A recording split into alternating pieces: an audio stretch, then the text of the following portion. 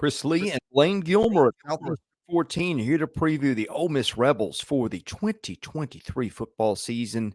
Interesting times in Oxford these days. You've always got transfer portal news with Ole Miss. You almost had Lane Kiffin in the transfer portal news last fall, and now big expectations for the Rebels, who have got a very solid team and are, I think, poised to be a big factor in a hyper-competitive SEC West, Blayne. It is a fantastic dynamic because you have a head coach who seems like he has really turned the corner in his life in Lane Kiffin, and it seems like he's playing with house money right now. Like, he knows that he's in a good spot, and he knows he likes his team. He's comfortable with who he is as a person and what he says. Like, we saw that at SEC Media Days. And he's not afraid to speak his mind and go out there. But gone are some of the antics of the old days, like in the bad way. Now he's just kind of having fun, being more loose. And I think you see that playing out with his team. And he also, one thing that people get a little bit wrong about Lane, they tend to think of more of the silly stuff and things like that, but he is a fierce competitor, and he breeds that into his team with the transfer portal and with things like that, constantly creating competition there in Oxford. So I think that this is a fascinating year to dive into, and excited to be previewing Ole Miss tonight. Yeah, I differ on that a little bit. I think just when I thought Lane Kiffin had become a full-fledged grown-up, I did not like the way he handled the Auburn thing. I thought there was a lot of self-seeking stuff in there. I think it affected him. I think it affected his team. Has he lived and learned from that? Maybe. We'll see. I'm rooting for him to grow up in some ways, and in some ways I'm not, because it's entertaining when he doesn't. But Lane Kiffin does one thing in the offseason. That is hit the transfer portal hard. And boy, did he ever do that at the quarterback position. I don't know how he was able to convince Spencer Sanders, who's a 3 or 4 year starter at Oklahoma State, 4-year starter, I guess, to transfer in to presumably become the backup for Jackson Dart. Now, I don't think the recruiting pitch of that was that. I'm sure it was come compete for a job. And Walker Howard, who is a very highly regarded kid and a legacy at LSU, also to transfer in and try to compete for a job. That was one of the most masterful sales jobs of the offseason is putting the quarterback room together the way he did. Now how it pans out from here, we'll wait and see, but that was very, very interesting, Blayne. Typically, guys don't come in the portal to hold a clipboard. Okay, so I don't think that by any means that was the stretch of the pitch given to Spencer Saunders there. And quite frankly, I know that there's a lot of groundswell of people talking about Jackson Dart, but I'm not so sure that it's totally locked up and over with. Obviously, they haven't announced that when somebody's just going to be the guy. Spencer Saunders was not totally healthy in the spring, so I think it'll be interesting to see how that competition goes in fall camp. But yeah, I mean, you have to have more than one quarterback that you believe in the SEC nowadays. It's such a physical league, and Lane Kiffin, as he showed last year with Jackson Dart, likes to utilize his legs. So even if it does end up being Jackson Dart, there's a lot of hits that are taken in the SEC, and it's going to pay off to have the kind of depth that they have. And it's really an embarrassment of riches. You got to think it may be the most, other than maybe LSU, with what they have with Daniels and Nussmeier, it's one of the most talent-laden, best options quarterback rooms that there is in the SEC.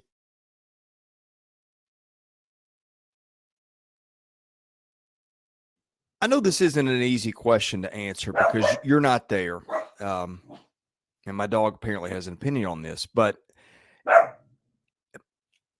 if you're Lane Kiffin, who are you picking? Jackson Dart was good a year ago, not great. You mentioned the legs. I think that's an asset, but I think he was 20 touchdowns, 11 picks. Good, but not outstanding in this modern era of college football where you see guys throw 30-something touchdowns and single-digit interceptions.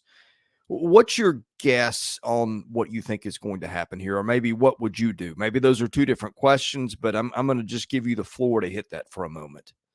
Yeah, I think they are two different things, because I've heard just everything that you hear around the program is a lot of Jackson Dart right now. But my goodness, I don't think that I've seen a guy that is as much of a competitor as Spencer Saunders. He competes his tail off when he was in there for Mike Gundy doing his thing at Oklahoma State, took the Cowboys to the precipice of being right there on a college football playoff berth. So I just feel like, that Spencer Saunders has a lot there that you could tap into, especially with a running back like Quinshad Judkins by his side. But we know what kind of talent Jackson Dart saw as coming out of high school, being there at USC, of course, and then coming in and playing immediately at Ole Miss last year, and had him at a 7-0 record before the wheels fell off there. And of course, that Alabama game was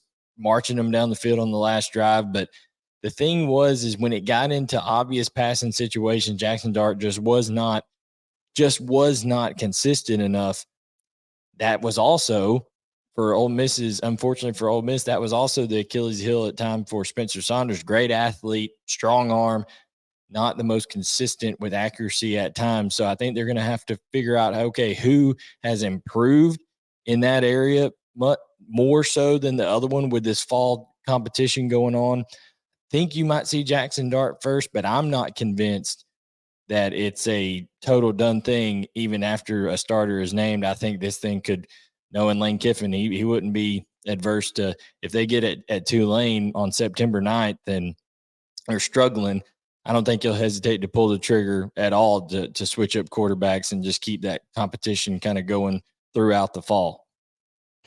Well, whoever the quarterback is, he's going to be turning around and handing off to the guy that you could even debate might be the best player in the league. Quinshad Judkins was phenomenal a year ago, had almost 750 yards from scrimmage, I think 17 touchdowns. I don't know what you say beyond the numbers, but man, he is just an unbelievable player. Yeah, and when you talk about Quinshad Judkins, is a guy that it's unbelievable that he made it out of Pike Road, Alabama, and didn't end up at either Alabama or Auburn, right? I mean, the fact that he kind of flew under the radar in the Yellowhammer State there in the two big programs. Now, we know why he flew under the radar for Auburn is because Brian Harston wasn't recruiting anybody worth a darn. That was what got him fired. But when it comes down to it, Quinshad Judkins is a guy that, you would have to think that Nick Saban and company would just be falling all over themselves to have him for the Crimson Tide. So Lane Kiffin famously went and sat in these cold, rainy bleachers, only person in the stadium that night watching Quinshad Judkins. It paid off. He ends up coming to Ole Miss, and man, he took the league by storm. 5'10", 210 pounds to 215 pounds, just solid, absolutely solid at running back, has the explosiveness, has the vision, has the toughness, everything you want. And now, Chris, he's going to be running behind 4 returning starters on the offensive line. I don't think Lane Kiffin could be any happier with that situation in terms of what his running game is going to look like. Yeah, let's talk about the line, then we'll circle back to the receivers later because I think it goes in tandem with what they want to do. They ran the ball. They called running plays 60% of the time last year. Again, we take sacks out, count those as passing plays. They averaged 5.8 yards every time they tried a running play. Now, look, I know their schedule at times wasn't the greatest, but still, you got to play the SEC West, and that factors in there. That was tremendous. The year before, even without Judkins, averaged 5.5 yards per running play. Now, some of that's going to count Matt Corral, who was pretty good at running it too, as was Jackson Dart. But anyway, you mentioned the offensive line. Let me just run that down here quickly because they bring back a lot of guys and they bring some dudes in the transfer. Okay, they've got Jaden Williams, their left tackle, had almost 1,000 snaps at Ole Miss a year ago. They've got Victor Kern. They brought in as a backup from Washington, who was very limited, played about 30 snaps there a year ago. So I don't know what difference that does or doesn't make. Eli Acker was a guy, played 11 games, played almost 400 snaps a year ago at Ole Miss inside at left guard. Caleb Warren, their center, 13 games, almost 1,000 snaps. Jeremy James to his right, 13 games, over 900 snaps. They bring in Quincy McGee, who had almost 900 snaps in 13 games at UAB to back up James, presumably at right guard. Micah Pettis, their right tackle, 12 games, almost 800 snaps. If you want to go tight end, we'll table tight ends because we'll get those with the receivers. But man, I don't know that. Good luck finding a team that's bringing back more guys that played more snaps a year ago than what Ole Miss has got here. Yeah, anytime you have 4 returning starters on the offensive line, and then other guys who have been major contributors elsewhere, and even Eli Acker, who played in enough games to be considered a guy that you're excited about returning there, not a full time starter guy, but a guy who is experienced. Listen, every single one projected starter for Ole Miss, Chris, and I'm not just talking about line here. I'm talking about everyone on the offense is, except for Quinshad Judkins, is either a third year in college or more. So they're either a redshirt sophomore, a junior, or a senior or above. I mean, they have a lot of guys who have played a lot of college football and been around a lot of college football, whether it's at Ole Miss or another program.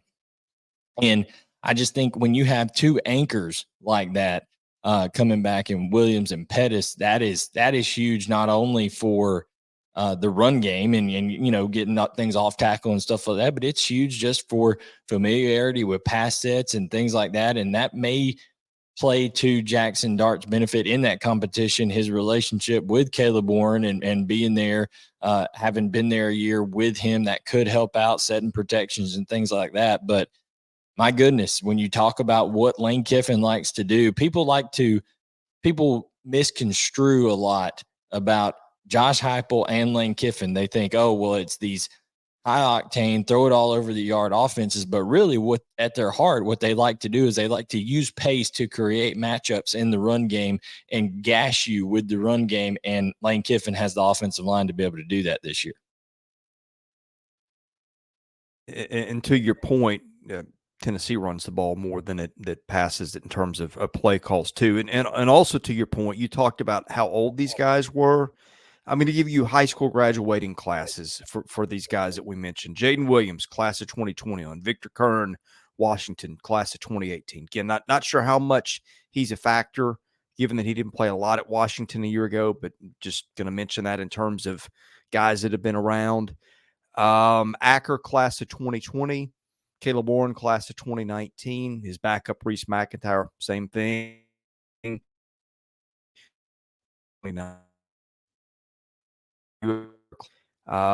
Mike Pettis, class of 2021. So younger guy, but yeah, they've got a lot of guys that are older and have played a lot of ball.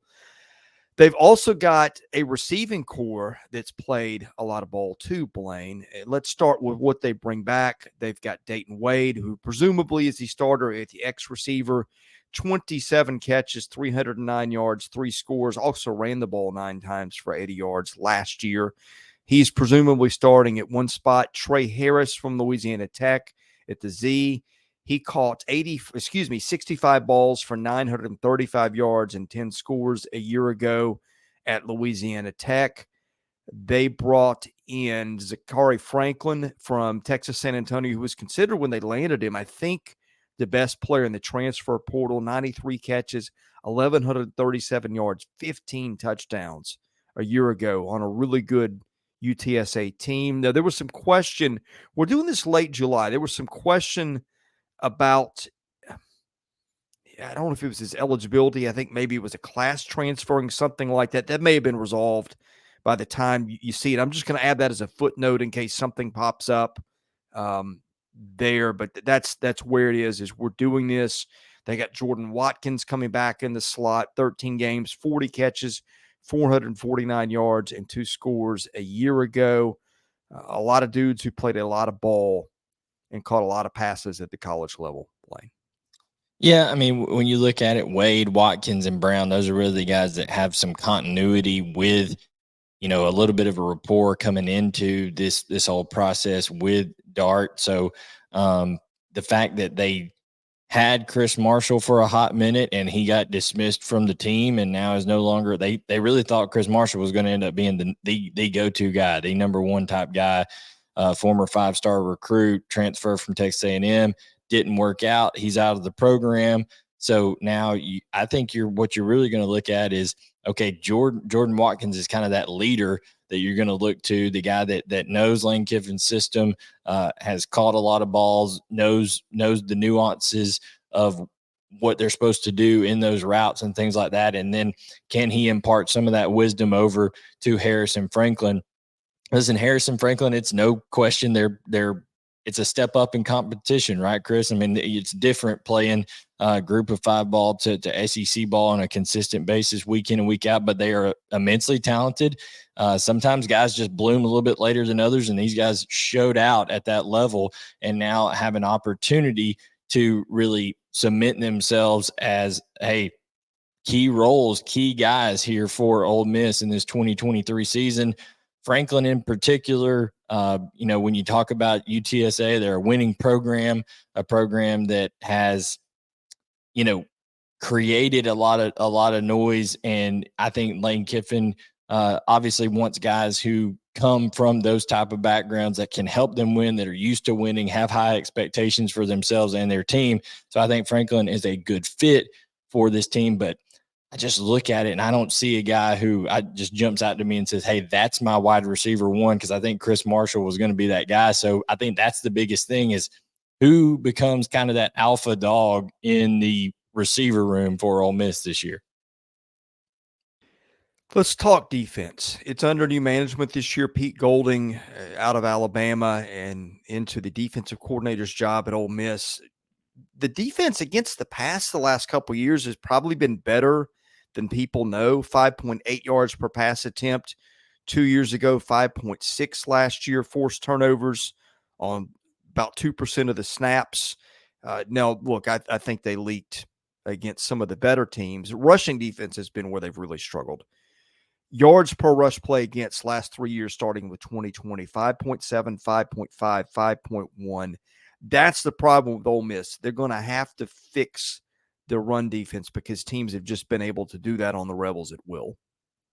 Yeah, and I think, listen, there's no doubt about it that when you look at, and there seems to be a theme here of this UTSA theme, because if you go back and look at Pete Golden's past, he was there at one point, and the Roadrunners, they improved tremendously the 2 years he was there. They went from 33 points per game to 27 points per game, down to 17 points a game under Pete Golden there. And at Alabama, listen, sometimes it's just not the right fit under Nick Saban, right? Like, it's hard to coach under a guy who's one of the greatest defensive minds to ever come through the game. And sometimes there's expectations and things like that.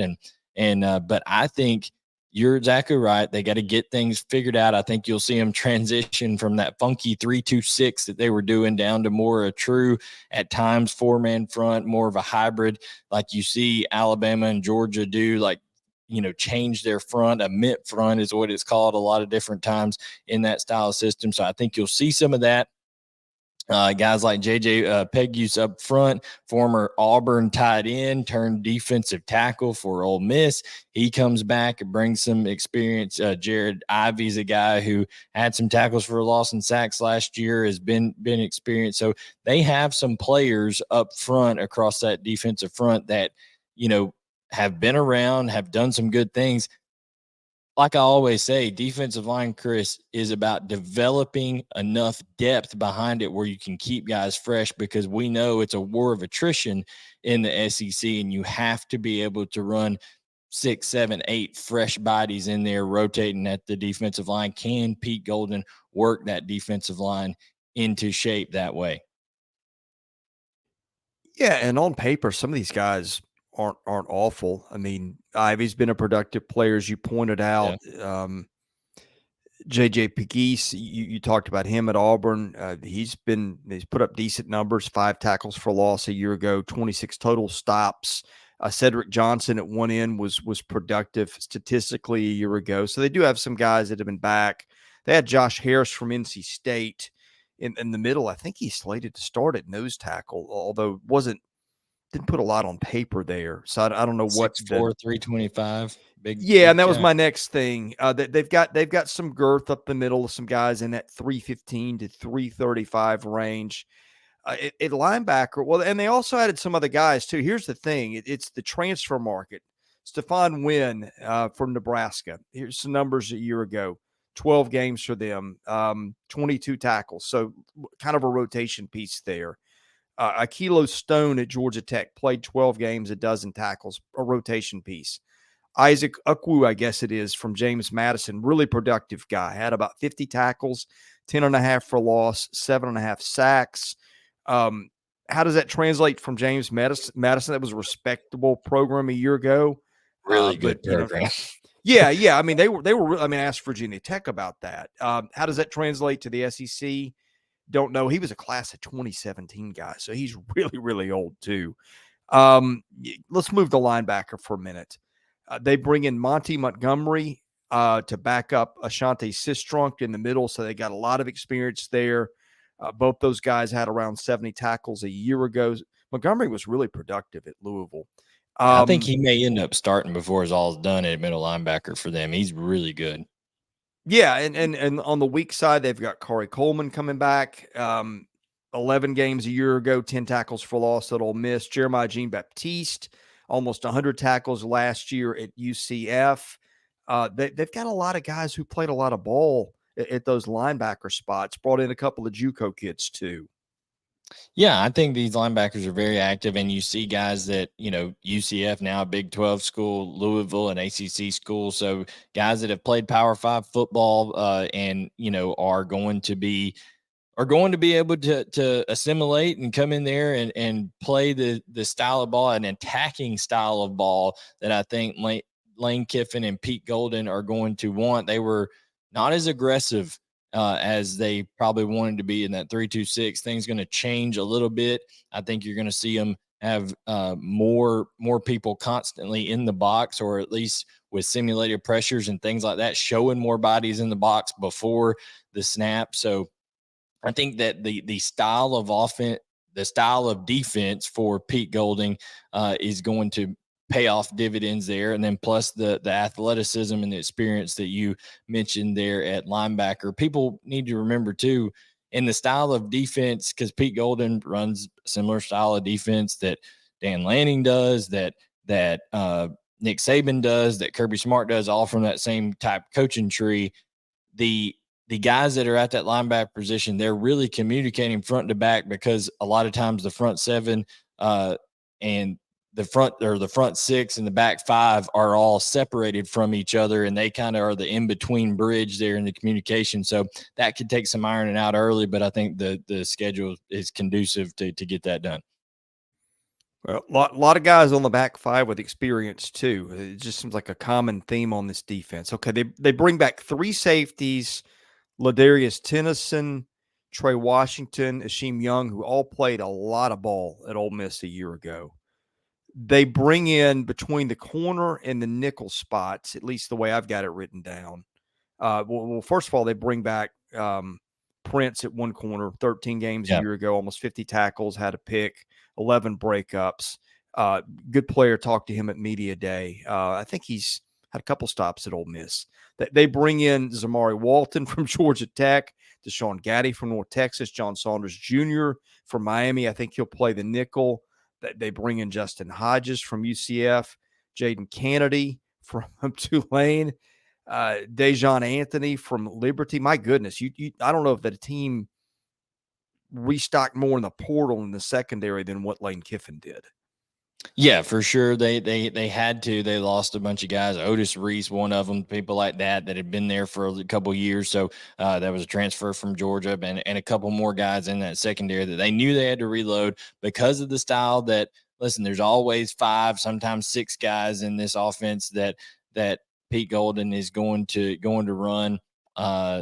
We failed to mention at linebacker, one of their bigger recruiting wins, Centarian Perkins, is a guy who he's versatile. He could maybe, slide around, play some different areas, maybe slide to the edge, play some inside, maybe even match up on a tight end to cover him, things like that. So there are athletic bodies around here, but they're definitely going to look at Young and Tennyson and Prince to kind of lead the way with some of those transfers coming in, because quite honestly, Chris, with transfers, you're going to find out a little bit in fall camp, but sometimes it's not until those lights get bright under SEC action when they've come from different places that, hey, you find out this guy's ready for the moment or he's not. And especially with some new terminology and things like that, everybody's having to learn with coming from different places. It could be a little bit hodgepodge there early, but they'll have to tighten it up for sure on the back end. A little interesting at special teams. They've got an Australian punter like the rest of the league does. Everybody. And they bring back Caden Costa, who did not play a year ago, but because a PED suspension. I don't know that I've ever heard of that for a punter or a kicker, but he's Kicker on back. roids. Love it. Right. Let's see him hit someone now. I mean, I don't know what else to say about the special teams than that. I'll give you the floor there. Well, I mean, Jordan Watkins, we talked about him, reliable guy, and he's reliable in the punt game. He's going to do a lot of fair catching and stuff like that, but he has some wiggle in him. He's able to help flip the field a little bit there. So I think that honestly, Lane Kiffin likes to avoid special teams at all costs. He's going to go for it on fourth down every time he possibly can. So you don't see the punter a whole lot. That Australian punter may not get a whole lot of shine because Lane Kiffin, if he's inside his own 25, he may go for it on fourth down. So you never know. Special teams may just be the offense staying out there for Ole Miss. We've done a separate preview with the schedule, but let's hit that briefly here because a lot of times that affects how your season goes. A year ago, Ole Miss, it wouldn't be fair to say that it scheduled itself an 8-0 start or whatever it was because Ole Miss played good ball. But you look at the front half of the schedule, it's a little tougher than it was a year ago. That they get the Mercer game to open, which won't be the easiest of SCS opponents, but it's a game Ole Miss will win. Road trip to Tulane, which is probably Scary. a borderline top 25 team again. No, I think they're a really good team. Willie Fritz is a guy that, he had that Georgia Tech job, but they told him that he needed to stay or leave his team before the Cotton Bowl. And he said, no, I'm going to stay. And that deal blew up. So good, well-coached team down there. Yeah. And then it's from that point on, I'm looking to my right to see the schedule. Georgia Tech, that one won't be as easy as it was a year ago. Tech played pretty well under Brent Key from the second half of the season on. Ole Miss had its way in that one a year ago. That'll be in Oxford, so it'll be easier than playing in Atlanta, but still a harder game probably than it was a year ago. Boy, at Alabama, LSU, Arkansas, right in a row before the bye week. Then it gets a little easier at Auburn, Vandy, then Texas A&M, Georgia, ULM, and Mississippi State. Really not an extended easy patch of that schedule this year. Very unlike what Ole Miss faced a year ago. Yeah, if you can get that Arkansas game, and that's really, I think, a swing game for both of those teams this year, that could really kind of position either one of those programs to turn into the contender that they hope to be with the off week coming before Auburn, because that's going to be a huge game personally to Hugh Freeze with Ole Miss coming into Jordan-Hare Stadium. So I think that's going to be key, having the bye week there. That can help out a lot. And then, the main thing I see is, it's not ideal having to go to New Orleans to face Tulane, but getting LSU at home, Arkansas at home, Texas A&M at home, that's huge. That's big. I mean, the Sanford Stadium game is going to be tough against Georgia, as it is for everyone. But, there's some key games there that it's going to be nice having them in Oxford, and that can help you out. That goes a long way with that home field advantage. All right, parting thoughts on the Rebels. I'll give you my mind first, and then you can respond to them and maybe add some of your own. When we did our preseason picks, I don't know what it's been, a month, 2 months ago, I think I had Ole Miss 4th or 5th. If I had to do it again, I think I might put Ole Miss 3rd just because I don't know that I trust Jimbo Fisher. I had A&M in the 3rd spot after what I heard at media days with his offense. I just see that as a potential nightmare if he is not more flexible, I think, in his approach than he communicated. You look at Ole Miss, you just see so many productive transfers. They've got Judkins. They've got good receivers. They've got an experienced offensive line. I think the defense ought to be better. Lane Kiffin's a terrific game day coach when his head's in it. I think that this is a team that you could very easily argue is the third best team in the West. Very good. I think Arkansas is right there with them in a position as well. I had Arkansas third, and when we did our predictions, and the thing about Ole Miss is I need to know who's going to come out on top. I know it's presumably Jackson Dart, but I need to know who's going to be that guy, and I need to know is that guy, whether it's Dart or Saunders, are they going to be the type of quarterback that can elevate the play of those receivers on the outside? Because, like you said, I think they've got good receivers. I don't know if they have a difference maker out there because we've got some guys that haven't proven it at the SEC level yet. You got Jordan Watkins, who's been more of a second, third type option, not a number one guy. So how does that translate? Because Chris, that people are going to commit bodies to the box to try to say, hey, Quinshot Judkins and that experienced offensive line, they're not going to beat us. You're going to have to win one-on-one matchups and be accurate with the football through the air. Can they do that? Need to see who the quarterback is. Need to see the first couple of games and see how that receiving room takes place. That's kind of my thoughts going into this year for Ole Miss.